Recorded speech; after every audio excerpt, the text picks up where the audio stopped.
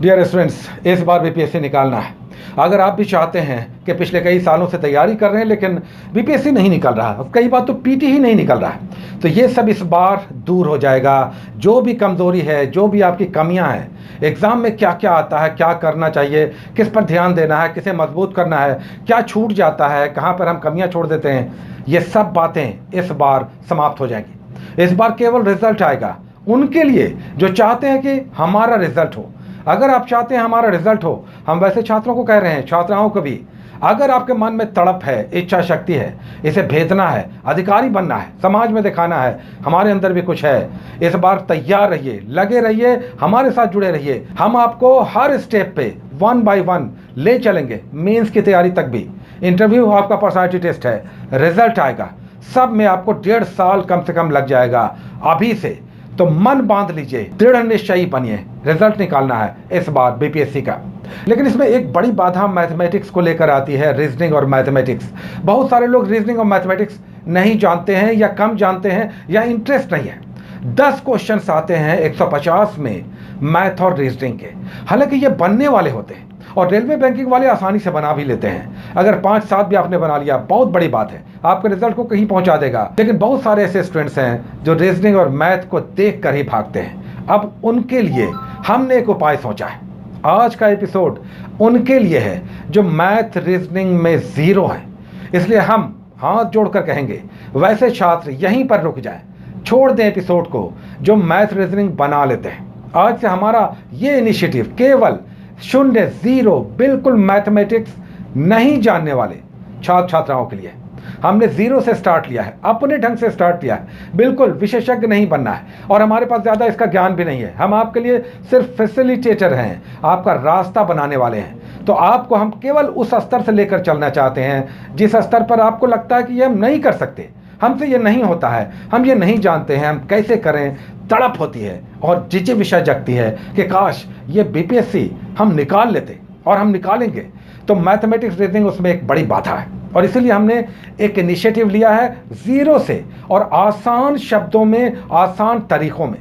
विशेषज्ञ नहीं बनना है। मैथ रीजनिंग जो जान रहे हैं वो यहीं पे छोड़ दीजिए, एपिसोड आपके लिए नहीं है। केवल उन छात्र छात्राओं के लिए है जो मैथ रीजनिंग सोच कर ही भागते हैं और कभी बनाया था या बनाया ही नहीं, इंटरेस्ट ही नहीं रहा, रेलवे बैंकिंग की तैयारी आपने किया ही नहीं, आप ऐसे एग्जाम की तैयारी कर रहे हैं जिसमें मैथ रीजनिंग नहीं रहा है, आप उसे बनाना भी नहीं चाहते या चाहती, उनके लिए आज का एपिसोड है। तो आज का एक नया इनिशिएटिव है। 5 टॉपिक्स हमने उठाया है। एवरेज है, परसेंटेज है, प्रॉफिट एंड लॉस है, टाइम एंड डिस्टेंस है, और टाइम एंड वर्क है। एक एक मैथ डेली बनाना है। हमने आपको पहले भी कहा कि एक एक मैथ, केवल एक एक मैथ आप डेली बनाइए। महीने में आपका 30 मैथमेटिक्स हर टॉपिक से हो जाएगा। और ये कॉपी में नोट कीजिए, रिवाइज कीजिए, आप सॉल्यूशन केवल बना लीजिए, नोट कर लीजिए और रट जाइए संभव हो तो। रटने का यहाँ पर उद्देश्य है कि 30 टाइप के क्वेश्चन अगर आप बार बार बनाएंगे तो आपको आ जाएगा, उस पर पकड़ बन जाएगी। हम फिर कहते हैं कि विशेषज्ञ नहीं बनना है, लेकिन बीपीएससी में जिस तरह के क्वेश्चंस आते हैं या इससे रिलेटेड एग्जाम्स में, उस तरह के क्वेश्चंस हमारे बन जाए। और वो बन जाएगा अगर आप 1 महीने भी पहले 5 टॉपिक्स लीजिए, उसके बाद दूसरे टॉपिक्स भी किया जाएगा। दूसरे टॉपिक्स हम लोग बाद में करेंगे, अब ये स्टार्ट हुआ है। ये 5 टॉपिक्स आप कीजिए, 1 महीने कीजिए, अपने कॉपी में नोट कीजिए। ये सधा हुआ स्टार्ट आपके लिए रामबाण की तरह काम करेगा। तो रीजनिंग और मैथ का भी क्वेश्चन बनाना है, वे लोग भी बनाएंगे जो रीजनिंग और मैथ से भागते हैं, और उसी से संबंधित एक इनिशिएटिव है। आज एक नया एपिसोड आपको दिखेगा, वहां पर हम नहीं हैं, कोई और हैं, वो अपने बेस्ट लेवल पर आपको बताने का प्रयास करेंगे। आपका अल्टरनेट डे एपिसोड आएगा, एक दिन बीच करके मैथ का आएगा, 5 टॉपिक्स का भी आएगा। इसे आप बनाइए और अपनी कॉपी में नोट कीजिए और बार बार इसे बनाइए, इसे बार बार प्रैक्टिस कीजिए, आपका भी मैथ का प्रॉब्लम समाप्त हो जाएगा। सबसे पहले बीपीएससी के क्वेश्चंस देख लेते हैं, जो 10 रीजनिंग और मैथ के क्वेश्चंस आए लास्ट एग्जाम में 66वीं में। पहले उसे देख लेते हैं ताकि आपको टाइप पता चल जाए कि किस तरह के क्वेश्चंस आएंगे। यूजुअली इसी तरह के क्वेश्चंस आते हैं, जो आधे तो बनने वाले होते हैं, आधे थोड़े टफ होते हैं। आइए सबसे पहले क्वेश्चंस देख लेते हैं। देखिए, लास्ट जो 27 दिसंबर 2020 को बीपीएससी का एग्जाम हुआ, उसमें मैथ और रीजनिंग के इस तरह के क्वेश्चंस थे। ये आप देख सकते हैं 1 बाय 1 सारे क्वेश्चन अभी आप देख लीजिए ताकि आपको पता चले कि इस तरह के क्वेश्चंस आते हैं और आप चाहें तो इसे बना सकते हैं। रीजनिंग और मैथ रेलवे बैंकिंग वाले आराम से बनाते हैं बीपीएससी का।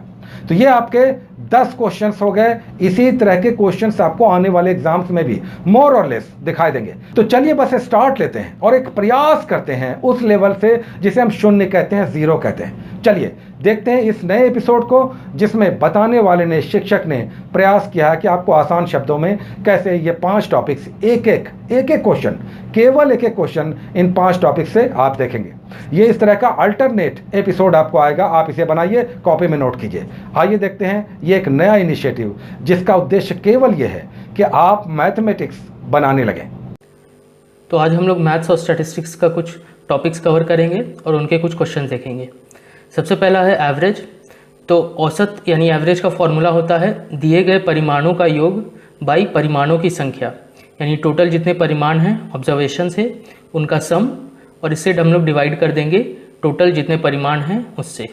तो ये एवरेज का फॉर्मूला हो जाएगा। इसका एक साधारण एग्जाम्पल देख लेते हैं। 5, 3 और 4 का अगर औसत निकालना है तो ये हो जाएगा 5, 3 और 4 का सम ऊपर न्यूमरेटर में, और डिवाइड कर देंगे, ये 3 ऑब्जर्वेशन है तो 3 से, तो एवरेज 4 आ जाएगा। अब नेक्स्ट है अरिथमेटिक प्रोग्रेशंस या समांतर श्रेणी। तो इस तरह की सीरीज़ को हम लोग अरिथमेटिक प्रोग्रेशन कहते हैं।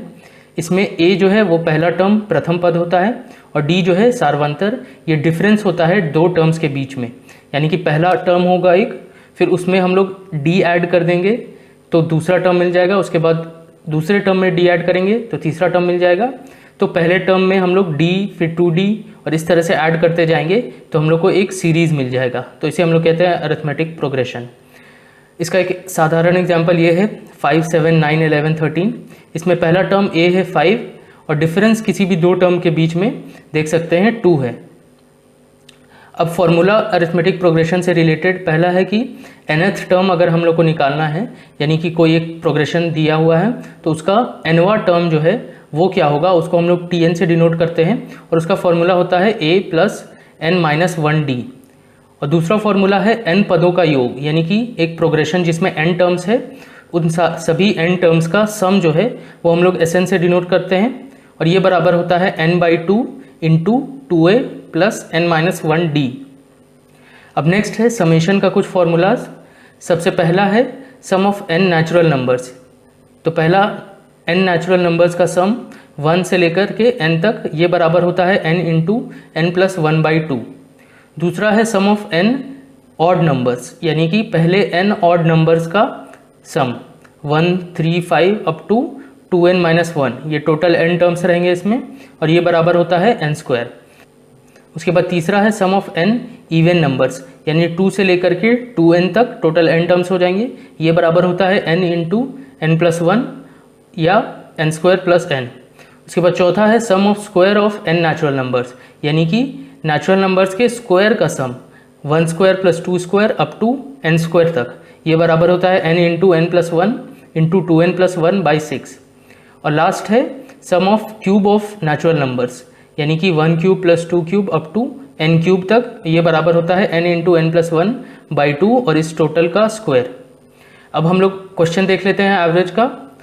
तो क्वेश्चन है कि प्रथम 50 प्राकृत संख्याओं का औसत कितना होता है, यानी कि फर्स्ट 50 नेचुरल नंबर्स का एवरेज क्या होगा।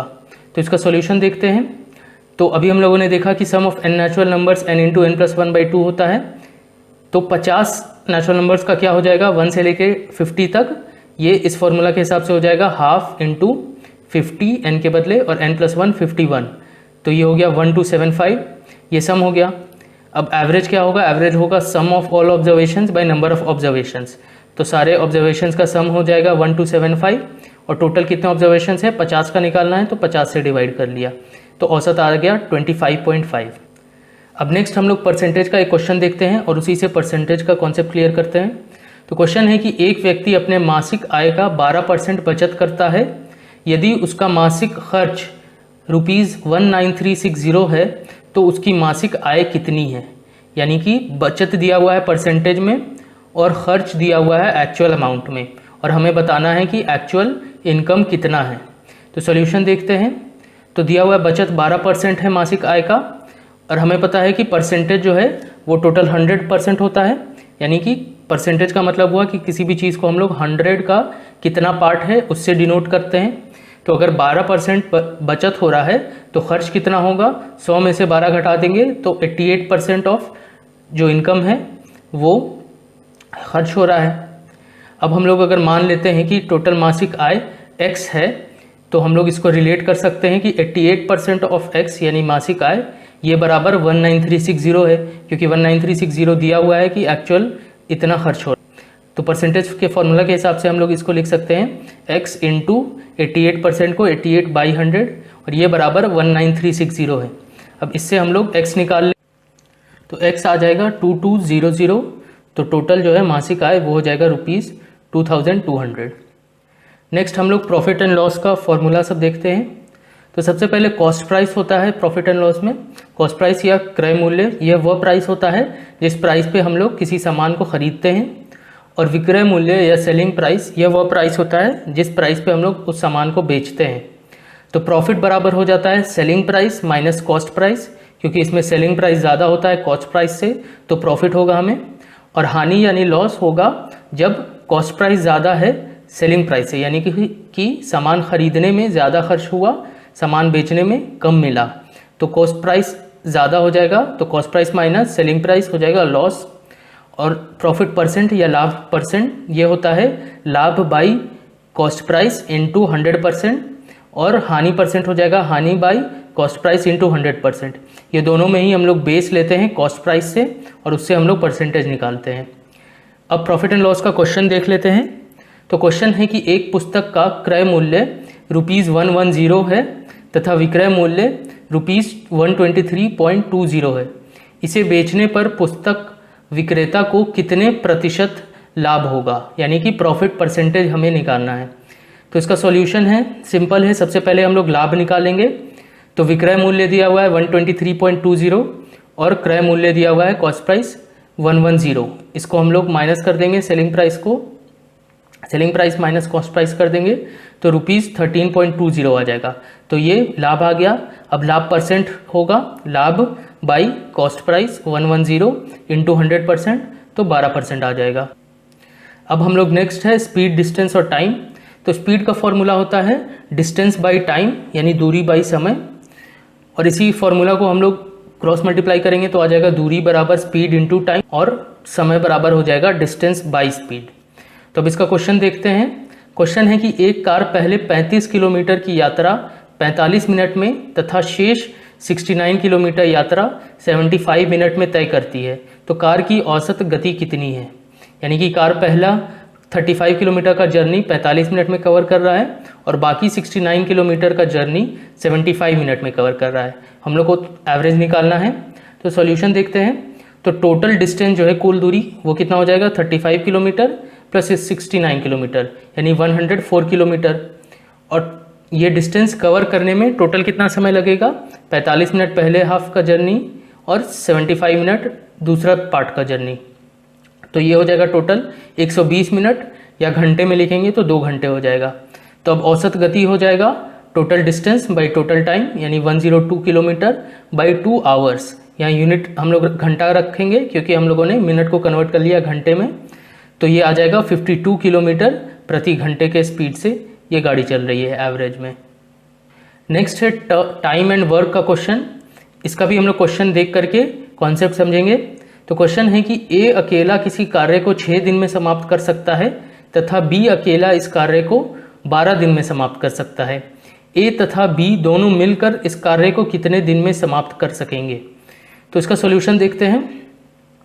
तो ए किसी कार्य को 6 दिन में समाप्त कर रहा है, यानी कि 6 दिन उसको लग रहे हैं उस कार्य को समाप्त करने में, तो एक दिन में वो उस कार्य का कितना पार्ट कर पाएगा। तो टोटल 1/6 जितना भी टोटल वर्क है उसका 1/6 काम वो एक दिन में कर पाएगा, तभी जा करके वो 6 दिन में उस काम को कंप्लीट कर पाएगा। उसी तरह से बी अकेला उस कार्य को 12 दिन में करता है, तो उस कार्य का एक दिन में वो 1/12 जो है उस काम को कंप्लीट कर लेगा, ताकि 12 दिन में उस काम को वो पूरा कंप्लीट कर सके। तो ए प्लस बी जो है वो एक दिन में उस कार्य को कितना करेगा 1/6 प्लस 1/12 यानी कि 1/4, यानी कि जो भी टोटल काम है उसका 1/4 काम वो एक दिन में ए और बी मिल करके कर लेगा।